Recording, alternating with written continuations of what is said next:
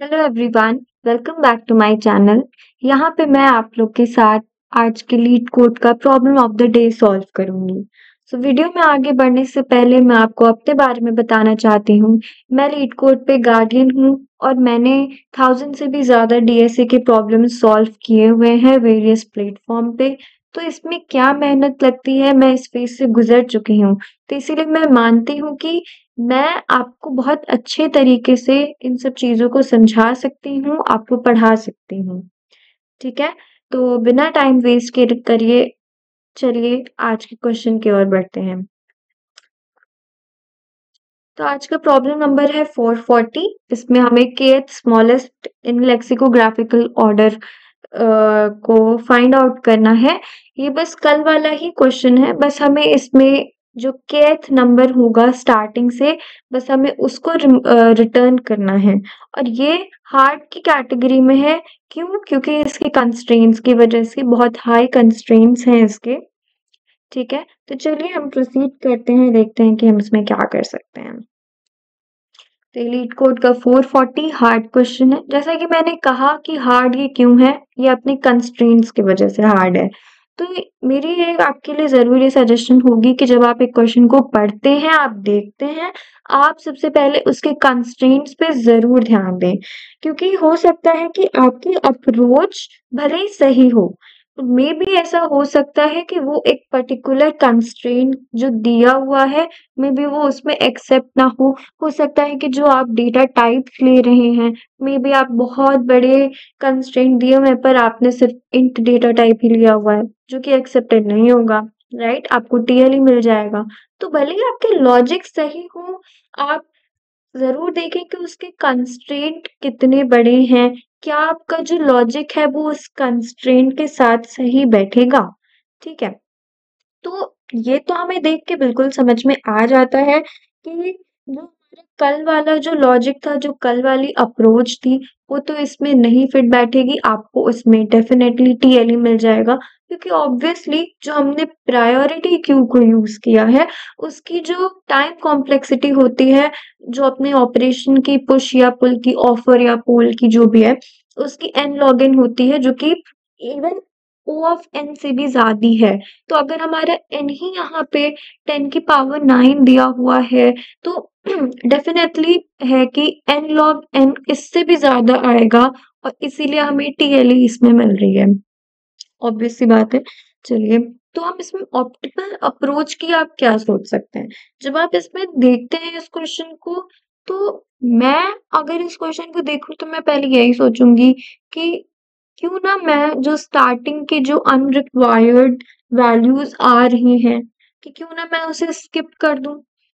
अगर मैं उसको स्किप कर दूँगी, तो वो मुझे लाइक जो नीडेड नंबर की रेंज है, मुझे सिर्फ़ उसी में ऑपरेशन करना होगा, राइट? तो स्किपिंग सम वैल्यू ये आपका एक अच्छा प्रोसीजर हो सकता है। चलिए हम इससे पहले एक एग्ज़ाम्पल के थ्रू समझते हैं कि कैसे ये स्किपिंग ऑफ वैल्यूज़ काम करेगी, क्या हम अप्रोच लगा सकते हैं, आइए देखते हैं। और हाँ, अगर आप चाहे जावा में कोड करते हैं या फिर आप सी प्लस प्लस में कोड करते हैं, कोई प्रॉब्लम नहीं है। आप पहले इस वीडियो को देखिए। आप इसमें जो मैं लॉजिक्स आपको जो एक्सप्लेन कर रही हूँ, आप उसे समझिए। बाय द एंड मैं भले ही अभी जावा में कोड करके आपको दिखाती हूँ, at the end of this video मैं आपको सी प्लस प्लस का भी कोड शो कर दूंगी। और इफ नीडेड अगर इसमें कुछ ऐसा समझाने का होगा तो मैं उसे डेफिनेटली एक्सप्लेन भी कर दूंगी। So just stick to the video till the end. Okay, so चलिए हम इस एग्जाम्पल को देखते हैं। जैसे मान लीजिए आपको मिला हुआ है एन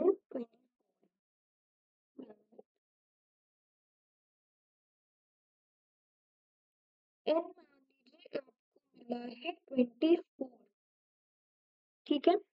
तो अगर हम एक लेवल ट्री बनाते हैं नंबर्स की जो कि लेक्सिकोग्राफिकल ऑर्डर में अरेंज्ड होंगे, तो आपको क्या लगता है कि कैसे होगा? लाइक पहले लेवल तो जीरो ही है ना?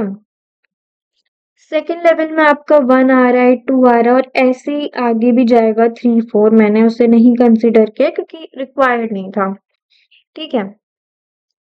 3, 4 व्हाटएवर। तो वन के बाद नेक्स्ट लेवल पे क्या आएगा? जैसे वन में फिर पहली डिजिट वन ही रहेगी, सेकंड में फिर जीरो से लेके ये 19 तक चला जाएगा, वैसे ही टू में होगा। उसके बाद थर्ड लेवल भी इसका ऐसे ही होगा, लाइक 100, फिर एक और जीरो, फिर आएगा 100 1, फिर 100 2, और ये 1009 तक ऐसे जाएगा। वैसे ये सारे नंबर्स पे फॉलो होगा और वैसे ही इसमें भी होगा, राइट। और तो अगर मान लीजिए मैंने इस एग्जाम्पल को कंसिडर किया कि मुझे मिला हुआ है n is equal to sorry n is one minute n is equal to 24 और k इज इक्वल टू 13, तो क्या होगा? अगर मैंने n से स्टार्ट करना है तो ऑब्वियस सी बात है कि ये मेरा वन हो जाएगा पहला एलिमेंट, फिर 10 आएगा, फिर 11 आएगा, राइट। तो यहाँ से तो लेके ये पूरे 10 एलिमेंट्स हो जाएंगे और ये 11th हो जाएगा। तो 10 प्लस 1, मेरे 11 एलिमेंट्स तो यहीं पे हो गए, मेरे 11 एलिमेंट्स तो यहीं पे हो गए, राइट। और फिर सेकंड में कंसिडर करूँ तो ये हो गए 12 और ये 13, तो इसीलिए मुझे इसका जो आउटपुट है वो 20 मिलेगा। आई होप इसमें कोई डाउट नहीं होगा कि ये कैसे हुआ। तो एक चीज मैं समझ सकती हूँ कि ये वाली जो लेवल थी वन की थी, वन के जो सब ट्री थी 10 से लेके 19 तक, मैं इन एलिमेंट्स को स्किप कर सकती हूँ, राइट। तो स्किप करने का प्रोसीजर क्या होगा कि मेरे पास एक काउंटर होना चाहिए, काउंटर होना चाहिए कि जो इन वैल्यूज को काउंट कर रहा है कि ये यहाँ तक है, ये इतने लेवल, क्योंकि ये लेवल तो एक्चुअली डिसाइडेड है, ये हॉरिजॉन्टली जो है ये 9 तक ही जाएगा, 9 तक ही जाएगा, और ये वर्टिकली जो है इसमें बस 10 की पावर्स जो है इंक्रीज होंगी, और हर एलिमेंट्स के 10 सब ट्री बनेंगे, राइट। 10 चिल्ड्रंस हर एलिमेंट के होंगे, राइट। ये तो फिक्स्ड है इसका। तो इसी चीज को हम फॉलो करते हुए अगर हमारा एक फंक्शन बन जाए कि जो कि एलिमेंट्स को काउंट कर रहा हो, और उस काउंटर की वजह से हम अपने के को रिड्यूस कर पाएंगे, तो एक तरह से ये काफी ऑप्टिमल अप्रोच हो जाएगी, क्योंकि के की वैल्यू छोटी हो जाएगी, हम इजीली अपने वैल्यू पर तक पहुंच पाएंगे। तो देखते हैं हम इसमें क्या कर सकते हैं। जैसे कि मान लीजिए कि मैंने अपना एक फंक्शन बनाया काउंट के नाम से, तो उसमें मेरे पास एक करंट एलिमेंट होना चाहिए, एक नेक्स्ट एलिमेंट भी होना चाहिए, और जो एक मेरा मेन नंबर है वो होना चाहिए, जो कि सिंपली चेक कर सके कि जो मेरा नंबर है कहीं उससे एक्सीड ना करे, राइट। तो यही हो सकता है। फिर मेरे पास एक काउंट वेरिएबल होना चाहिए, राइट। और फिर यहाँ पे मैं अगर ये चेक कर रही हूँ मैं कंटिन्यूअसली कि जो मेरा करंट है वो मेरा n से ज्यादा ना हो जाए, राइट। तो ऐसे करने की वजह से क्या होगा कि जो मेरा काउंट मैंने वेरिएबल बनाया काउंट करने के लिए, उसमें मैं सिंपली क्या कर रही हूँ कि एक मिनट, डोंट कंसिडर कि ये वाला काउंट और ये वाला काउंट सेम है, ये कैपिटल में है,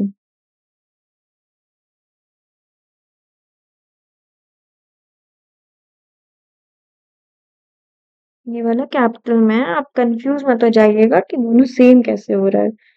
मुझे लगा कि इस डाउट को मैं आपके क्लियर कर दूं, वरना आपको लगे कि ओके। तो काउंट में सिंपली क्या कर सकती हूँ कि मैंने नेक्स्ट माइनस करंट कर दूं, ठीक है। और फिर मैं क्या करूं कि नेक्स्ट को भी 10 से मल्टीप्लाई कर दूं, ताकि मैं उसके जो नीचे वाला लेवल है उसमें मैं जा सकूं, और वही सेम चीज मैं नेक्स्ट के लिए भी कर दूं, राइट। और इस तरह से मेरा जो है काउंट को मैं रिटर्न कर दूंगी, राइट, ऐसे। तो इस चीज को हम पहले कोड करते हैं, फिर मैं आगे बढ़ती हूँ।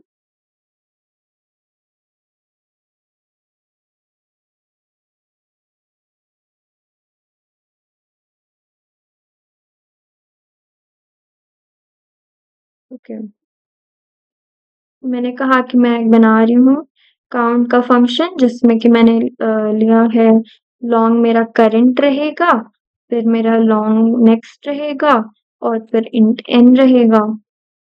ठीक है, इसमें मैं एक वेरिएबल लूंगी जो कि काउंट करेगा वैल्यूज, और फिर मैं यहाँ पे मैं चेक लगा दूंगी कि मेरा जो करंट वैल्यू है वो मेरा एक्सीड ना कर जाए n से। और सिंपली काउंट में मुझे नेक्स्ट और करंट का डिफरेंस को स्टोर करना है, और करंट को मैं 10 से मल्टीप्लाई कर दूंगी ताकि मैं नेक्स्ट लेवल पे जा सकूं, और वही सेम चीज इसमें भी हो जाएगा, और मैं इसको कर दूंगी रिटर्न।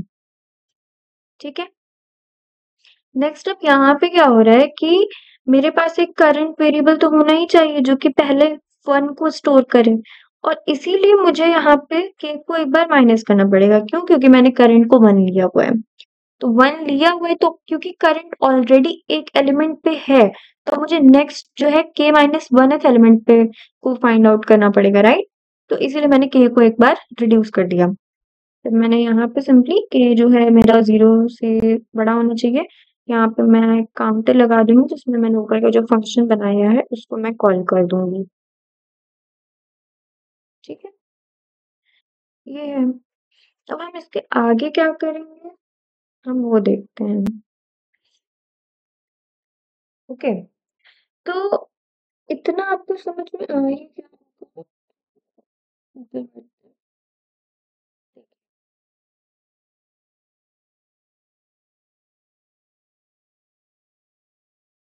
मैंने क्या किया है कि मैंने 1 को मान लिया है करंट, तो नेक्स्ट क्या होगा? हो जाएगा, है ना?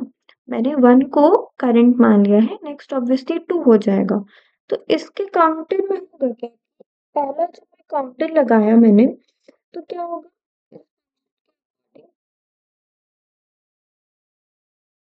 ये जो नीचे वाला फंक्शन है उसके अकॉर्डिंग क्या होगा? यहाँ पे करंट है मेरी 1 और नेक्स्ट है इसका 2, काउंट 0।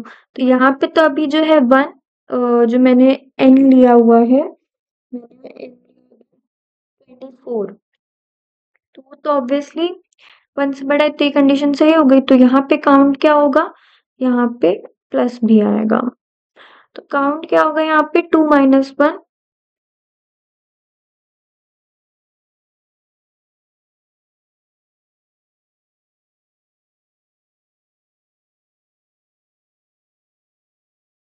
काउंट क्या हो जाएगा यहाँ पे? 1। ठीक है, जो कि हमें 1 के लिए चाहिए था। अब हमने क्या कर दिया कि करंट को हमने 10 से लेवल अप कर दिया, तो अब ये क्या हो गया? 1 जो था वो हो गया 10, और नेक्स्ट तो 2 था तो इसीलिए हो गया 20।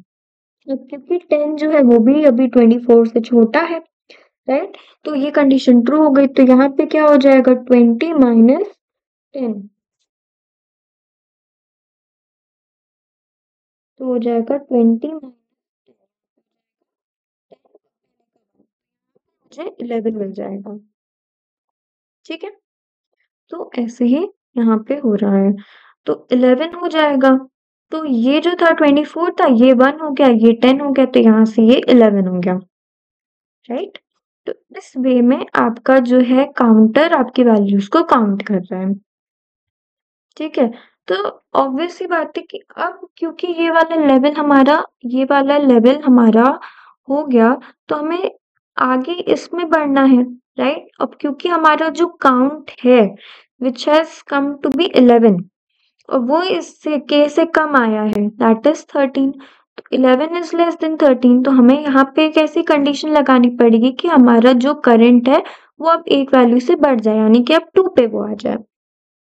ठीक है, और अगर बड़ा आ रहा है, यानी कि काउंट अगर बाय चांस k से बड़ा आ रहा है, तो हमारे नीचे जो करंट वैल्यू है वो नीचे चले जाए, मतलब और लेवल डाउन हो जाए। ठीक है, चलिए इस चीज को हम कोड करते हैं। लाइक ये हमारा काउंट है, तो मैंने कहा कि इफ अगर ये जो काउंट है वो मेरा k से छोटा या उसके बराबर आता है, तो हम करंट को क्या करेंगे? हम 1 से बढ़ा देंगे, यानी कि पहले अगर 1 था तो अब वो 2 हो जाएगा, ताकि वो हॉरिजॉन्टली शिफ्ट कर सके। ठीक है, ताकि हम हॉरिजॉन्टली वाले लेवल पे आ पाए।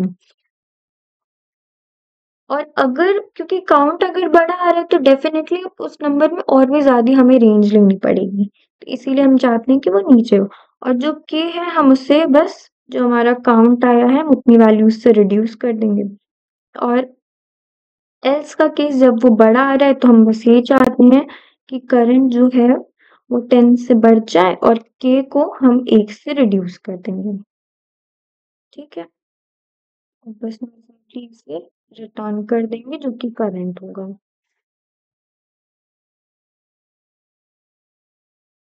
तो ये तो एक्सेप्ट हो गया, सबमिट करके देखते हैं।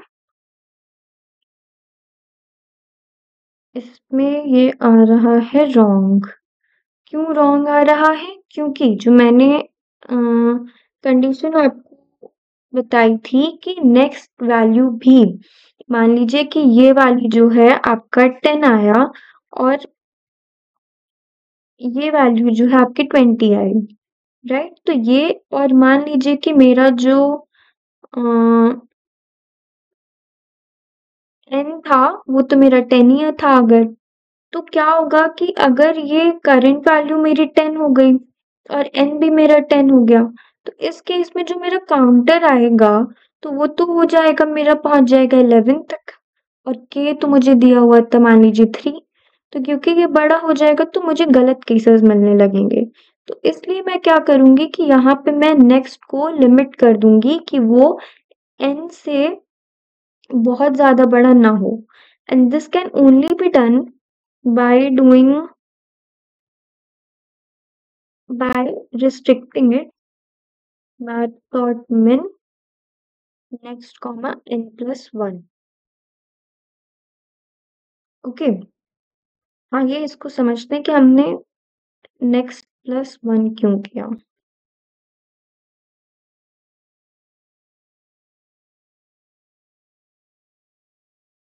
ओके, तो देखिए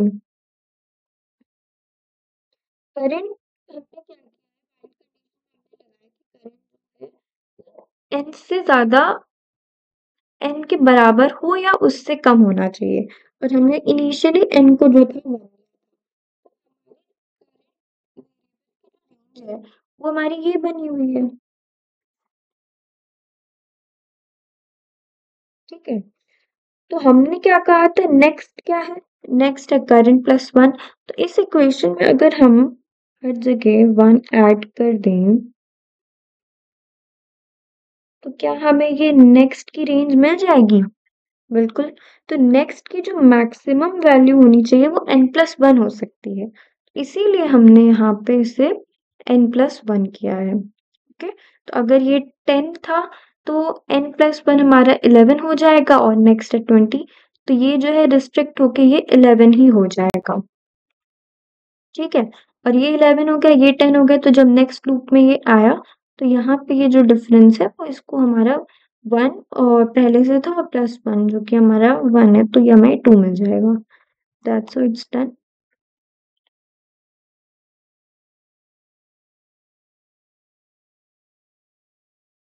हम इसे सबमिट करके देखते हैं। इसमें एक और रॉन्ग केस आ रहा है। मान लीजिए कि n आपको दिया हुआ है कि 100 और k है 10, हमारा आउटपुट 10 आ रहा है और एक्सपेक्टेड है इसका 17। तो इसमें हम देखते हैं कि कहाँ पे गड़बड़ हो रही है।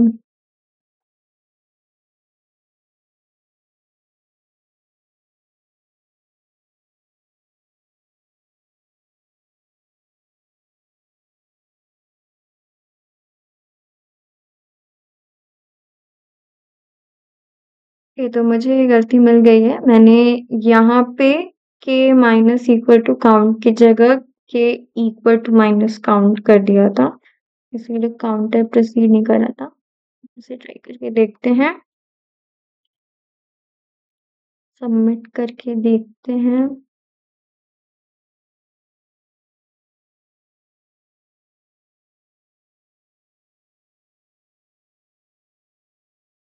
और नीचे भी यही गलती थी, k माइनस इक्वल टू 1 था। हम इसे सबमिट करके देखते हैं और ये एक्सेप्ट हो गया। तो थोड़ा अच्छा क्वेश्चन था, ये हार्ड लेवल का था, थोड़ी डिफरेंट अप्रोच इसमें यूज करनी थी। डेफ़िनेटली इस क्वेश्चन को दोबारा ट्राई करिए, समझने की कोशिश करिए। बाकी कल मिलते हैं यहीं पे एक नए क्वेश्चन के साथ, तब तक के लिए बाय बाय।